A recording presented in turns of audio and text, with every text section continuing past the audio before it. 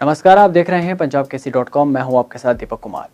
यमुना नदी बेहद पवित्र मानी जाती है, लेकिन कभी कभी ये यम का रूप ले लेती है। ऐसा लगता है कि खुद काल सवार होकर आया हो। यमुना नदी चाहे शांत हो या विकराल, लेकिन इस नदी में हर साल कई लोग डूब जाते हैं। कुछ लोग मस्ती करने, दोस्तों के साथ चिल करने और कुछ एडवेंचर्स करने के लिए अक्सर नदी के पास आते हैं और सारे नियमों को ताक पर रखकर नदी में छलांग लगा देते हैं, ये सोचे बगैर कि नदी कितनी गहरी है और वो कितनी मुसीबत में जा सकते हैं। हालांकि यमुना को देवी का दर्जा दिया गया है, लेकिन बहुत बार ऐसा हुआ है कि लोग काल का ग्रास बन चुके हों। मस्ती में या गलती में जब मुसीबत आती है तो लोग भगवान को याद करते हैं या फिर रेस्क्यू बोट क्लब को।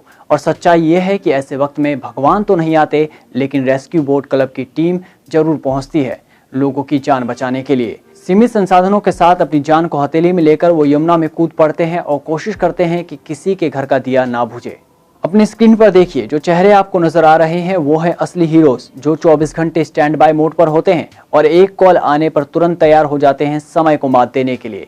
इससे पहले कि काल पहुंचे, ये पहुंच जाते हैं किसी को मौत के मुंह से बाहर निकालने। इनकी रेस समय से होती है और मुकाबला यमराज से। चाहे वक्त कोई भी हो, ये हमेशा तैयार होते हैं। जैसे ही इनके पास कॉल आती है, ये निकल पड़ते हैं अपनी बोट लेकर।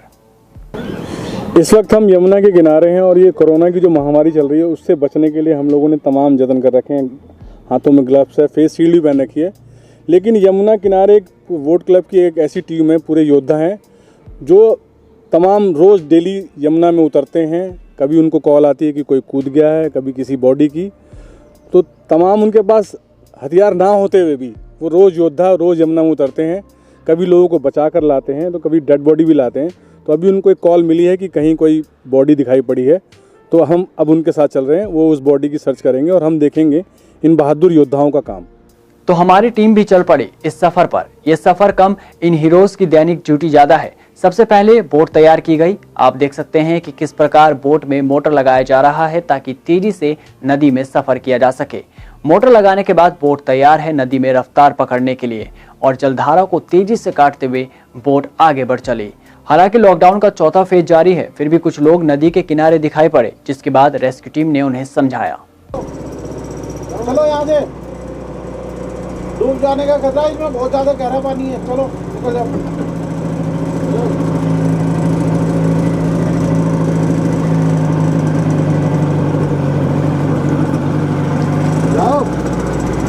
बता दें कि ये इनका रोज का कार्य है। ये वो योद्धा हैं जिनके सामने हर दिन नई नई चुनौतियां होती है, जिसमें सबसे अहम है समय को मात देना। हालांकि अनहोनी को कोई भी नहीं टाल सकता, लेकिन इन योद्धाओं को इस तरह से ट्रेन किया गया है कि मुसीबत अगर पहाड़ की तरह हो तो भी संयम के साथ काम करना है और जल्द से जल्द सही फैसला लेकर चुनौतियों को पार करना है। तो हर दिन ये बोट क्लब की टीम यमुना में इसी तरह से डेड बॉडीज की या लोगों को तलाश करती है और कई बार इनको कामयाबी भी मिलती है, कई बार फॉल्स कॉल भी होती है, झूठी कॉल भी मिल जाती है। लेकिन हर दिन ये टीम अपनी जान पर खेल कर ऐसे लोगों को बचाती रहती है। तो इस टीम के इंचार्ज है हरीश कुमार जी। हम हरीश जी से पूछेंगे कि आज का क्या रहा आपकी टीम का। देखिए, डूबने की कॉल तो कभी भी आ सकते हैं। 24 आवर्स हम लोग ड्यूटी पे रहते हैं। जैसे कोरोना का इस टाइम चल रहा है, मैं और मेरी टीम 20 आदमी का स्टाफ है मेरे पास। सारे डाइवर्स हैं, गहरे पानी में भी जा सकते हैं। तो हम लोग लगे हुए हैं ये 24 आवर ड्यूटी पर।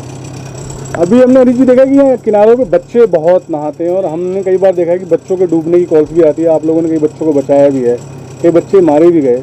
तो इससे निपटने के लिए आप लोग क्या करते हैं? हम इससे निपटने के लिए बोट लेकर के जाते हैं। जैसे कि अभी आपने देखा था, माइक के द्वारा भी उन लोगों को सचेत करते हुए, गहरा पानी है, डूब जाने का खतरा है, आप लोग निकल जाओ, उनको निकालते भी हैं।